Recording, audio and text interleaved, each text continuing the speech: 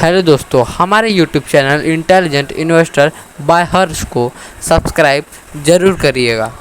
नमस्कार दोस्तों, आज हम बात करेंगे technical analysis versus fundamental analysis की। दोस्तों, यहाँ पर हम इस बात की चर्चा नहीं करेंगे कि इन दोनों में से कौन सा बेस्ट है या कौन सा बेकार है। इस वीडियो में हम यह जानने की कोशिश करेंगे कि टेक्निकल एनालिसिस कब अच्छा होता है और फंडामेंटल एनालिसिस कब अच्छा होता है। और हमारा गोल तो बस यह होना चाहिए कि दोनों ही प्रकार के एनालिसिस को जानकर बाजार से अच्छा रिजल्ट निकाला जा सके। दोस्तों, जैसा कि हम जान ही चुके हैं कि बाजार का एनालिसिस करने के दो मुख्य प्रकार होते हैं। पहला है टेक्निकल एनालिसिस और दूसरा है फंडामेंटल एनालिसिस। और इन दोनों के विषय में मैं आपको पहले ही बता चुका हूँ। लिंक आपको इस वीडियो की डिस्क्रिप्शन में मिल जाएगी, आप वहां जाकर यह दोनों वीडियो देख सकते हैं। तो चलिए दोस्तों, अब हम समझ लेते हैं technical analysis versus fundamental analysis को। दोस्तों, सबसे पहले आपको यह पता होना चाहिए कि टेक्निकल एनालिसिस और फंडामेंटल एनालिसिस यह दोनों एक दूसरे के दुश्मन नहीं हैं। इनके लिए यह कहना सही होगा, these are two brothers but different mothers. यह दोनों ही डिफरेंट टाइप के एनालिसिस है और डिफरेंट टाइप के लोगों के काम आते हैं। टेक्निकल एनालिसिस का उपयोग ट्रेडर करते हैं, जबकि फंडामेंटल एनालिसिस का उपयोग इन्वेस्टर करते हैं। और यही सबसे बड़ा डिफरेंस है टेक्निकल एनालिसिस और फंडामेंटल एनालिसिस में। टेक्निकल एनालिसिस इंट्राडे ट्रेडिंग और शॉर्ट टर्म ट्रेडिंग के लिए किया जाता है। मतलब कि टेक्निकल एनालिसिस का उपयोग कम समय की अवधि के ट्रेडर के लिए कारगर होता है। वहीं फंडामेंटल एनालिसिस का उपयोग इन्वेस्टर करते हैं, जो कि लंबे समय के निवेशक होते हैं। यह समय कितना लंबा हो सकता है, यह इन्वेस्टर की मानसिकता पर निर्भर करता है। कुछ लोग इन्वेस्टमेंट इस हिसाब से भी करते हैं कि उन्हें शेयर्स से लगातार डिविडेंड मिलता रहे। तो हम यह भी समझ सकते हैं, फंडामेंटल एनालिसिस से टाइमलेस इन्वेस्टमेंट भी किया जाता है, जो कि टेक्निकल एनालिसिस के द्वारा नहीं किया जा सकता है। या आप ऐसा भी समझ सकते हैं कि टेक्निकल एनालिसिस का उपयोग कम समय में अच्छा मुनाफा कमाने के लिए किया जाता है और फंडामेंटल एनालिसिस का उपयोग लंबे समय में लगातार अच्छा मुनाफा कमाने के लिए किया जाता है। तो चलिए टेक्निकल एनालिसिस और फंडामेंटल एनालिसिस के इन डिफरेंस को हम और डिटेल में समझ लेते हैं। दोस्तों, टेक्निकल एनालिसिस का मुख्य उद्देश्य यह है कि आपको कम समय में अच्छा मुनाफा दिलाना।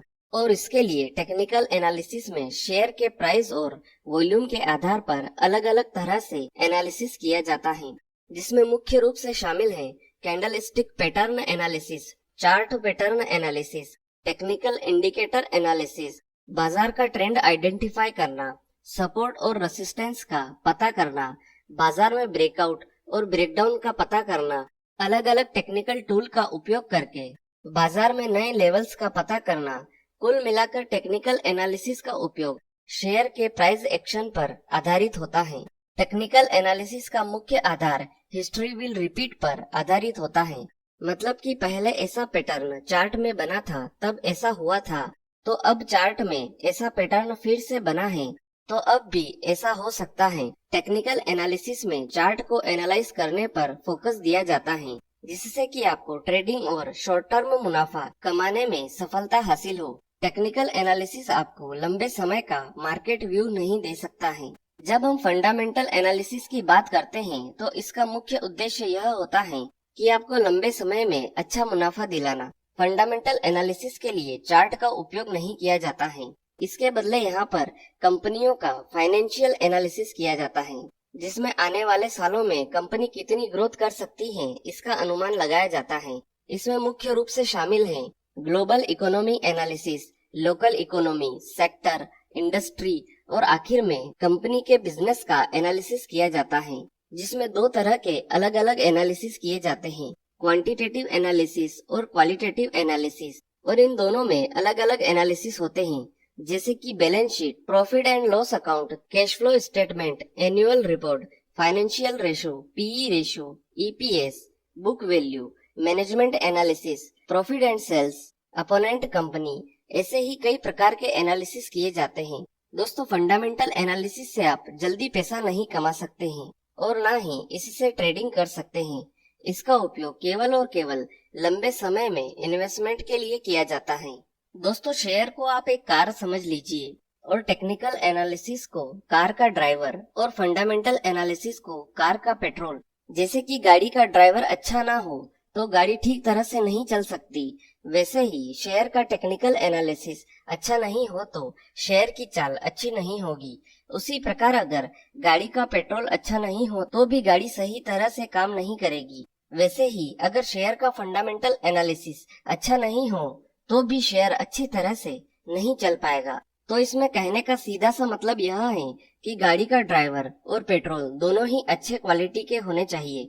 अगर दोनों में से एक भी खराब हुआ तो गाड़ी रास्ते में ही बंद हो जाएगी। उसी प्रकार शेयर का फंडामेंटल एनालिसिस और टेक्निकल एनालिसिस दोनों ही अच्छे होने चाहिए, तभी कोई शेयर अच्छे से अच्छा परिणाम दे सकता है।